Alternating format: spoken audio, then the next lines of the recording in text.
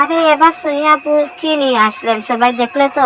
সোনিয়া আপু কিন্তু এবার জাদু নিয়ে আসলেন আর বললেন যে যারা যারা ওর নামে বদনাম করবে বা ওদের যারা যারা ওর ফ্যামিলি নিয়ে কথা বলবে বা ওকে নিয়ে কোনো কথা বলবে বা কোনো বদনাম করবে ওদেরকে কিন্তু সে জাদু দিয়ে পিটাবে। না হয় কিন্তু সে বলল সে কাগজে কলমে সবাইকে শিখিয়ে দিবে। তার মানে কাগজে কলমে এর কথাটা হলো গিয়া মানে সে স্ট্রাইক দিবে এরকমই। মানে বললো যে চ্যানেলটাই চলে যাবে, মানে সারা জীবনের জন্য ভিডিও করাই বন্ধ হয়ে যাবে, এরকম কথা কিন্তু নিয়ে আসলেন কালকে সোনিয়া আপু ভিডিওর মধ্যে শুনতে পারলাম। অবশ্যই সবাই শুনতে পারছো। তো এবার কিন্তু আমি সোনিয়া আপুকে বলি, সোনিয়া আপু যদি ক্যামেরার সামনে আইসা তোমার ফ্যামিলিগত বা বাইকে বাইর বউকে নিয়ে যদি তুমি কথাগুলা যদি সোশ্যাল মিডিয়ায় এসে যদি ভাইরাল না করতাম তাহলে তাহলে কি সাহস কত তোমাকে নিয়ে কথা বলা? তুমি তো সবাইকে কথা বলার সুযোগ দিলে। হ্যাঁ ঠিক আছে, তোমার এটা ব্যক্তিগত ব্যাপার, তবে কিন্তু সোশ্যাল মিডিয়ায় আইসা এই যে ফ্যামিলির কথাগুলো কিন্তু কোনো সময় ব্যক্তিগত হয় না, কারণ তোমার এটা তোমার ভিতরে রাখবে। সবারই ফ্যামিলিতে ঝগড়া হয়, জাতি হয়, কেউ কিন্তু পৃথিবীতে সুখী না, সবারই সুখ দুঃখ সবারই আছে। আর এইরকম কিন্তু অনেক ফ্যামিলিতে হয়, মানে বেশিরভাগই যে বাইর বউ আসার পর কিন্তু ভাই অন্যরকম হয়ে যায় বা বউ কোথায় ভাই উঠে বসে, মা বাবা ফেলে দিয়ে বিয়ে হওয়ার পর ভাই চিনে না, বই চিনে না, এইরকম কিন্তু অনেক ফ্যামিলিতে হয়। তো সবাই কি সোশ্যাল মিডিয়ায় আইসা এই কথাগুলো শেয়ার করে?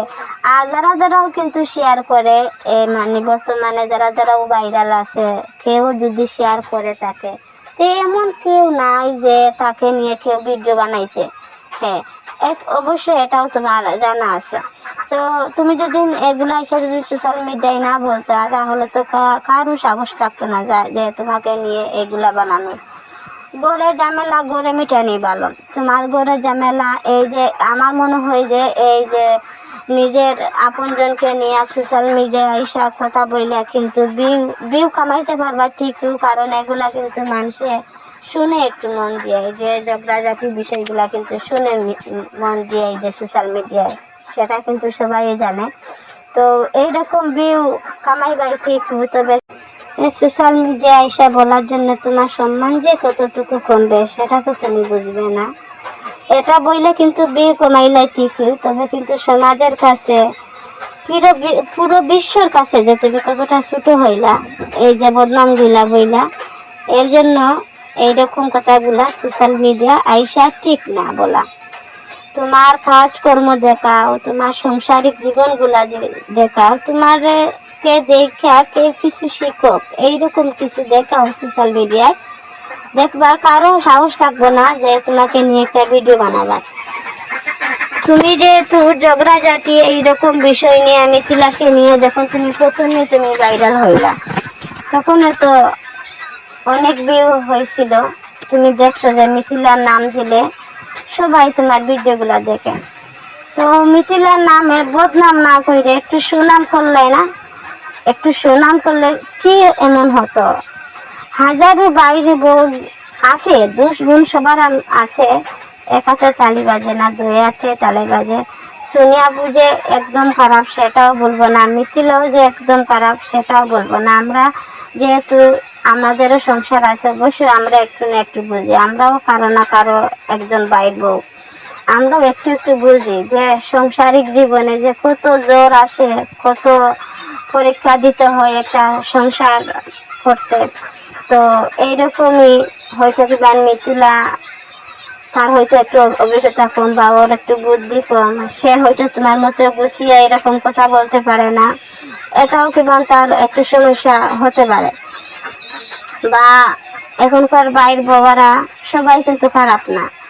তোমার তোমার ফ্যামিলি দেখে একটা খারাপ ফ্যামিলির মেয়ে, একটা মেয়ে যদি আসে তোমাদের ফ্যামিলিতে, যারই ফ্যামিলিতে আসে, তোমার পরিবেশ দেখে, তোমার বাড়ির পারিবারিক শিক্ষা দেখে সেই মেয়েটা তোমাদের মতোই হবে, কারণ তোমাদের পারিবারিক শিক্ষাই মনে হয় এইরকম ঝগড়াঝাটি, মানুষকে বলা, সোশ্যাল মিডিয়ায় বলা, বাইর বউ নামে বদনাম বলা।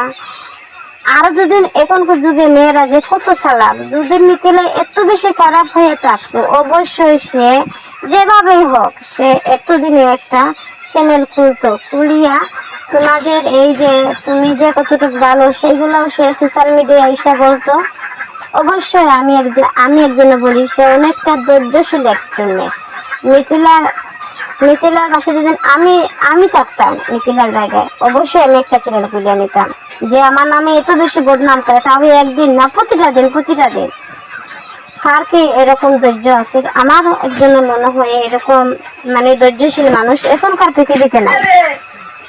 এখনকার পৃথিবীর মানুষগুলা যে কত কঠিন, ভাই বোনরা যে কত কঠিন হয়, কত চালাক হয়, কত কত যে মানে চালাক হয়, এর পরিমাণটা আপনারা অবশ্যই বুঝতে পারছেন সবাই। আর তারপরেও কিন্তু এত কিছু বলার পরেও কিন্তু এখনো আমরা মিথিলার সম্পর্কে, মিথিলার মুখ থেকে বা মিথিলার পক্ষ থেকে কারো কাছ থেকে কিন্তু এখনো কোনো কথা আমরা শুনি নাই। হয়তো সে একটাই ভুল করছে, সে শাশুড় বা ননা সবার বাধ্য হইয়া সবার কথা না রাইতা সে স্বামীর কাছে বিদেশে গেছে। হয়তো কিংবা আরো কোনো সমস্যার কারণে সে আবার বাংলাদেশে চলে আসছে।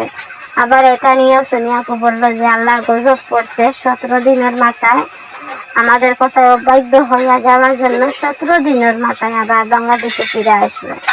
এরকম কি কেউ কাউকে এখন যুগে যে যারা মুমিন মুসলমান আছে কেউ কি এত মানে তাড়াতাড়ি কাউকে বলতে পারে মানে যে সবাইকে শুনিয়ে আয়া যে আল্লাহ গজব করক? এরকম কি কোনো মুসলমানের মুখে দিয়ে আসে? সেটা তুমি যদি সত্যি ভালো হইয়া থাকো তাহলে তুমি সেটা সবর করছো, আল্লাহ হয়তো তোমার ফল দেখাইছে, তুমি সেটা ভিতরে রাখতে, তুমি আল্লাহর কাছে শুকরিয়া আদায় যাইতে। এই জন্য যে তুমি সোশ্যাল মিডিয়ায় এসে বলবা যে আল্লাহর গজব করছে, সেটা তো মানে শুনতে ভালো দেখায় না। হ্যাঁ মানছি মিথিলা খারাপ, তবে যে তুমি যে সোশ্যাল মিডিয়ায় এসে কতটা খারাপ হয়েছে এগুলা মানুষের কাছে বইলে সেটা কি তুমি জানো? সবাইকে যে আসছো ঝাড়ু দিয়া পিটাইতে, সিরা জুতা দিয়ে পিটাইতে, হ্যাঁ, আর বলতেছে যে সবাই তোমার কথা বইলা সোশ্যাল মিডিয়ায় এসে যে কি টাকা কামাইতেছে, বিক করতেছে, তাহলে তুমি যে সোশ্যাল মিডিয়ায় এসে এই যে কথাগুলা বলো জনগণের যে শোনার জন্য তো তুমি তো টাকা পাও। তুমি কার কাছ থেকে টাকা পাও?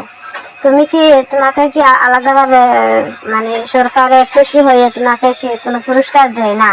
এই তো জনগণের দেখার জন্য তো তুমি একটা পুরস্কার পাও, এটা না?